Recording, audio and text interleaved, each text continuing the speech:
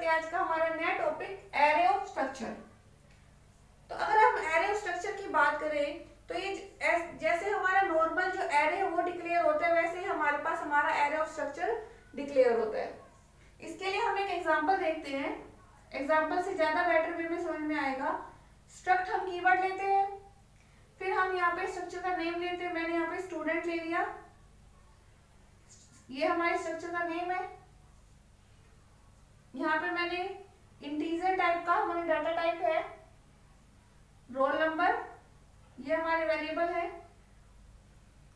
एक मैंने ले लिया कैर टाइप का नेम,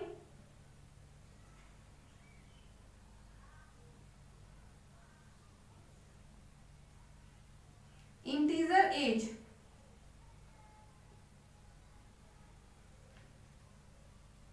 तो हमें पता है कि हमारे पास स्ट्रक्चर क्या होता है, कलेक्शन ऑफ डाटा आइटम्स जिनकी जो डाटा टाइप होती है वो डिफरेंट होती है। जैसे यहाँ पे इंटीजर है, कैरेक्टर है। अब क्या है हमारे पास, हम यहाँ पे वेरिएबल डिक्लेरेशन कैसे करेंगे स्ट्रक्चर की। यहाँ पे हमारे पास जो स्ट्रक्चर का नेम लिया वो आ जाएगा स्टूडेंट। हमने वेरिएबल डिफाइन कर दिया एस। नॉर्मली तो हम इस तरीके से डिफाइन कर देते हैं, लेकिन अब यहाँ पे बात हो रही है एरे ऑफ स्ट्रक्चर की। तो यहाँ पे कैसे आएगा, हम यहाँ पे एरे इस तरीके से हम इसको डिक्लेयर करेंगे। अब यहाँ पे हमने डिक्लेरेशन में कितने एलिमेंट लिए, 20। तो ये कैसे हो गया, हम नॉर्मल अगर हम एरे की बात करते हैं तो उसमें हम कैसे करते हैं, डाटा टाइप, फिर हमारे पास एरे का नेम होता है, फिर हमारे पास सबस्क्रिप्ट होती है, उसमें हमारे पास साइज दे रखा होता है, यही होता है ना। तो सेम ऐसे ही हमारे पास एरे ऑफ स्ट्रक्चर है। ये हमारे पास क्या है, स्ट्रक्चर टाइप की डाटा टाइप, ठीक है। डाटा टाइप भी होगी ना स्ट्रक्चर की। तो हमारे पास डाटा टाइप स्टूडेंट है, इसमें हमारे पास डिफरेंट कलेक्शन है। और ये हमारे पास एरे का नेम हो गया, ये सबस्क्रिप्ट होगी और इसमें साइज हो गया। तो सेम जैसे हम उसको डिक्लेयर करते हैं वैसे ही हमारे पास इसको डिक्लेयर करा जाता है। अब हम यहाँ पे देखेंगे कि हमें अगर मान लीजिए इन मेंबर को हमें कॉल करना हो, एक्सेस करना हो, तो हम कैसे एक्सेस करेंगे इनको। जो हमारे पास ये है S20, इसका मतलब ये है S1, S0, S1, ये इंडिविजुअल एलिमेंट्स है हमारे पास S20 तक, 19 तक, सॉरी, ठीक है। 0 से लेके 19 तक हमारे इंडिविजुअल एलिमेंट्स हैं। Individual elements of A structure, जो हमारे पास स्ट्रक्चर है उसके जो इंडिविजुअल एलिमेंट्स हैं उनको हम एरे ऑफ स्ट्रक्चर कैसे एक्सेस करेंगे। हम पहले हमारे पास स्ट्रक्चर का वेरिएबल नेम होगा, फिर हमारे पास सबस्क्रिप्ट होगी, उसमें हमारे पास जो एलिमेंट है वो आएगा, फिर नेम हमें डॉट की हेल्प से हम करेंगे। और जो भी हमारे पास यहाँ पे हमने वेरिएबल लिए हैं, जैसे मान लीजिए मैं करना चाहती हूँ रोल नंबर को एक्सेस, तो कैसे करेंगे, इस तरीके से करेंगे, ठीक है। इसके individual elements S1 dot roll number को कर लिया। अब मान लीजिए S2 करना चाहता है एज को, तो एज आ जाएगा हमारे पास इस तरीके से। डॉट ऑपरेटर लगेगा इसमें एक्सेस करने के लिए, क्या लगेगा, डॉट ऑपरेटर। अब हमने यहाँ पे एक प्रोग्राम लिखा हुआ है जिसके हेल्प से हम अच्छे से इसको समझ लेंगे। Write a program to read the roll number, name and marks of an student, कितने स्टूडेंट का, एन स्टूडेंट का, in a class and find average. Average marks कैसे निकालते हैं, मान लीजिए हमारी क्लास में हमारे पास 10 स्टूडेंट हैं, उनके मार्क्स टोटल बने सबके 300 मान लीजिए बन जाते हैं, तो हम टोटल को 10 से डिवाइड कर देंगे, कितने आ जाएंगे एवरेज मार्क्स, 30। तो इस तरह से हमारे पास हम एवरेज मार्क्स निकालते हैं। तो अब हम देखते हैं कि प्रोग्राम कैसे फॉलो होगा, इसमें कैसे एग्जीक्यूशन का फ्लो हो रहा है वो देखते हैं हम। सबसे पहले हमने क्या लिया, हेडर फाइल ली, आयोस्ट्रीम, आईओस्ट्रीम हमने ली, इसकी हेल्प से हम क्या कर सकते हैं, जो हमारे पास सी आउट और सी इन है उनको हम स्टेटमेंट है उनको हम यूज कर सकते हैं। अगर हम ये हेडर फाइल लेंगे तो हम उसको यूज नहीं कर पाएंगे, नहीं लेंगे तो, ठीक है। फिर हमने ली दूसरी हेडर फाइल हमारी conio dot H. conio dot H की वजह से हम हमारा जो क्लियर स्क्रीन फंक्शन है और जो गेट सी एच है उसको यूज करते हैं। फिर हमारे पास void main आ गया, मेन फंक्शन हमारा स्टार्ट हो गया। तो void main कंपाइलर को क्या बताता है कि मेन हमारा प्रोग्राम यहाँ से स्टार्ट हो चुका है। अब मैंने यहाँ पे पहले स्ट्रक्चर बना लिया। स्ट्रक्चर क्या होता है, डिफरेंट डाटा आइटम जो हमारे पास होती है डिफरेंट टाइप की, जैसे कोई कैरेक्टर टाइप की हो या फिर इंटीजर टाइप को, उनके ग्रुप को हम स्ट्रक्चर कहते हैं। हमने स्ट्रक्चर बनाया।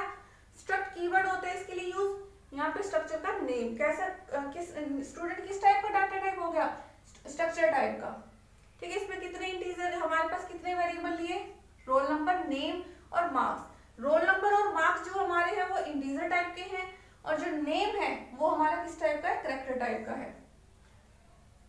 यहाँ पे हमने अपना स्ट्रक्चर बना लिया, ये बॉडी ऑफ स्ट्रक्चर बोलते हैं इसको। अब हमने यहाँ पे स्ट्रक्चर का वेरिएबल डिक्लेयर किया।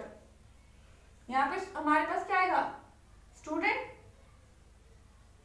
स्ट्रक्चर का जो नेम हम लेते हैं वो हमारे पास यहाँ आ गया स्टूडेंट, और यहाँ पे हमने एरे ले लिया एस, और इसमें हमने कितने हमारे पास एलिमेंट है, 10 है। फिर हमने मेन फंक्शन में दो वेरिएबल लिए हैं, एक n और एक i और एक सम को हमने इनिशियलाइज करवा दिया 0 से, कि जब हम हमारा जो रोल नंबर 1 का डाटा डालेंगे, 2 का मार्क्स डालेंगे, तो हमारे पास उस किस में ऐड हो, पहले 0 में। 0 है वहां पे हमारे पास, सम अभी कोई वैल्यू नहीं है, इसलिए हमने इसको इनिशियलाइज करवाया 0 से। एक हमने ले लिया फ्लोट टाइप का मीन वेरिएबल, जिसकी हमारे पास क्या डाटा टाइप है, फ्लोट टाइप की। यहाँ हमारे पास क्लियर स्क्रीन आ गया। अब यहाँ से देखिए, C out enter the number of student, ये हमारे पास आउटपुट स्क्रीन पे क्या होगा, ये हमारे पास आउटपुट स्क्रीन पे आएगा कि enter the number of student. तो यूजर क्या करेगा, उसको कितने स्टूडेंट का नंबर का मतलब एवरेज निकलवाना है वो डाल देगा। तो यहाँ पे मान लीजिए 2, 3 कुछ भी हो सकता है, तो सीएन की हेल्प से वो यूजर से हम ले लेंगे कि उसे कितने स्टूडेंट का नंबर मतलब डाटा एंटर करना है। फिर हमारे पास आ जाएगा, फिर यहाँ पे हमने फॉर लूप चलाई, ठीक है। 3 स्टूडेंट के लिए देख रहे हैं हम, तो n की वैल्यू क्या आएगी, 3 तक आनी चाहिए। जब हमने फॉर लूप चलाई तो फर्स्ट हमारे पास i को किससे इनिशियलाइज किया है, 1 से। तो 1 हमारे पास क्या आएगा, C out enter the data of student, और फिर हमारे पास क्या है, i, मतलब i जो हमारे पास क्या आ जाएगा, हमें 1 जो भी आपको स्टूडेंट लेना है, जैसे हमारे पास फर्स्ट नंबर पे क्या आएगा, i 1 आएगा, तो enter the data of student 1, ठीक है। फिर उसके पास हमारे पास आएगा सी आउट रोल नंबर, ये हम स्क्रीन पे हमारे पास आउटपुट स्क्रीन पे आएगा। सी इन में हम रोल नंबर एंटर करवाएंगे। एस, अब कहाँ से हमें ये, अगर ये हमें यहाँ से करने हैं, एक्सेस करने हैं, तो क्या आएगा हमारे पास एस, जो हमारे पास हमारे एरे का नेम है, और आई की जगह क्या आ जाएगा, 4 में हमारे पास आई को हमने इनिशियलाइज किया 1 से, तो यहाँ पे आएगा S1 डॉट रोल नंबर को ये कॉल कर लेगा, एक्सेस कर लेगा।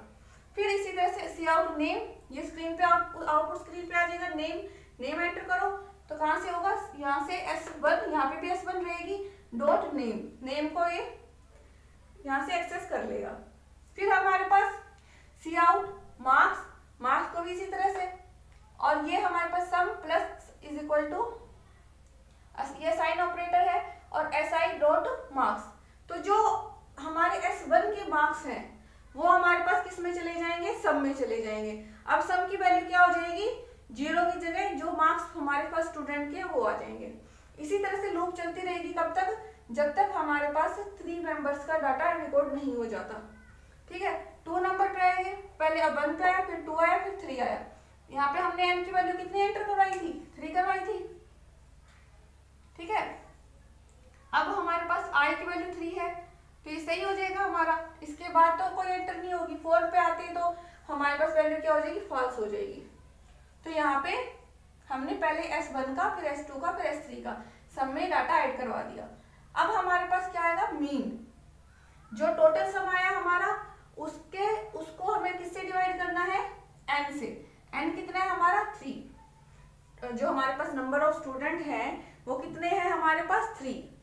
तो अब इसमें क्या आएगा, जो भी उनका एवरेज था, मान लीजिए हमारे पास सब में पहले कितना था 0, फिर हमारे पास जो S1 हमने जो मार्क्स हैं वो हमारे पास आए 25, फिर हमारे पास आए S2 के 30, फिर हमारे पास आए 25।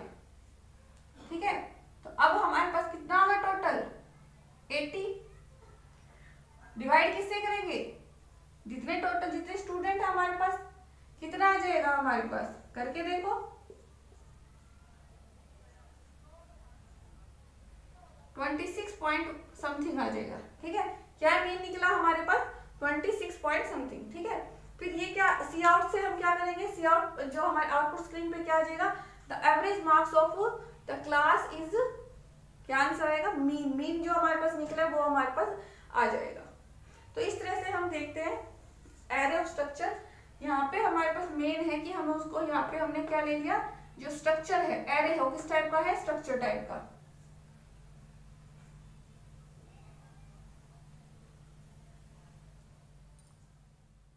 थैंक यू बच्चों।